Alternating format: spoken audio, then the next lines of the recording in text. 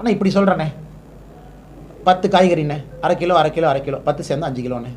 இது 4 காய்கறிண்ணே 1 5 கிலோண்ணே 4 சேர்ந்து 20 கிலோண்ணே.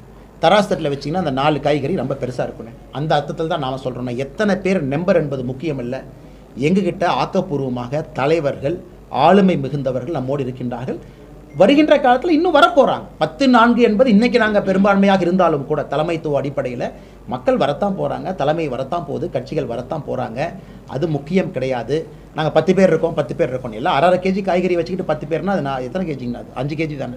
நம்ம 20 கேஜி இருக்கும். அதனால் நீங்கள் பொறுத்திருந்து பாருங்கள். மக்களுடைய வாக்கு தேசிய ஜனநாயக கூட்டணிக்கு தான் வரும். எங்களுடைய கூட்டணி தான் பலமான கூட்டணி.